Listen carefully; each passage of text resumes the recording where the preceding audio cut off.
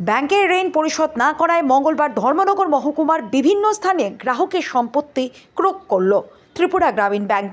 এই বিষয়ে ত্রিপুরা গ্রামীণ ব্যাংকের উত্তর জেলার রিজিওনাল ম্যানেজার প্রসেনজিৎ চক্রবর্তী বিস্তারিত জানিয়েছেন। এখানকার বেশ পুরনো যে লোনগুলো ছিল তার মধ্যে একটা, এবং যতগুলো বড় ফিনান্স আমাদের ছিল এখানকার মধ্যে উত্তর ত্রিপুরা জেলা, তার মধ্যে এটা একটা ফিনান্স ছিল আমাদের। তো সেটা প্রায় 2.90 করোড় আমাদের ফিনান্স ছিল। তারপর লেনদেন চলেছে বেশ কিছুদিন, ভালোই ছিল। তারপর ধীরে ধীরে এটা রুগ্ন হয়ে যেতে শুরু করে। তারপর আমরা যত রকম চেষ্টা ছিল সব কিছু আমরা করলাম ওটাকে রিভাইভ করানোর জন্য, কিন্তু কিছুতেই কিছু হলো না। শেষ পর্যন্ত আমরা সারপ্রাইজ অ্যাক্ট যেটা আছে, ভারত সরকার যে সারপ্রাইজ অ্যাক্ট আছে 2002-তে যেটা শুরু হয়েছিল, যেটার আন্ডারে আমরা 13(2) সেকশন বলে, সেই সেকশন অনুযায়ী আমরা 60 দিনে একটা নোটিশ দিয়েছিলাম। তারপর যা ফর্মালিটি আছে সেটা শেষ করে আজকের দিনে আমরা পুরো সম্পত্তিগুলো সমস্ত কিছু দখল করলাম এবং আমরা এটাকে সিল করে দিলাম ইউনিটটাকে।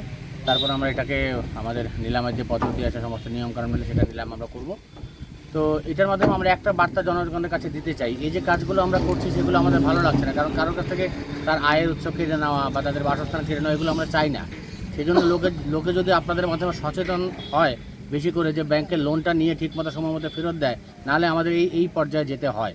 তো সেই জন্য সবার কাছে আমরা বার্তাটা যেন পৌঁছে যায় যে ব্যাংকের লোন নিয়ে সেটা সময় মতো আপনারা পরিশোধ করুন, যাতে নাকি ব্যাংকের কারোর থেকে সম্পত্তিগুলো ক্রোক করতে না হয়।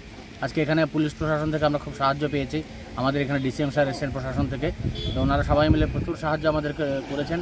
তহসিলদার যারা আছেন তাদেরকেও আমরা ধন্যবাদ জানাচ্ছি ত্রিপুরা গ্রামীণ ব্যাংকের তরফ থেকে। প্রশাসন, ব্যাংক কর্তৃপক্ষ, তারপর সমস্ত পুলিশ প্রশাসন মিলিয়ে আজকে আমরা পুরোটা কাজ আমরা সাফল্যের সঙ্গে শেষ করতে পেরেছি।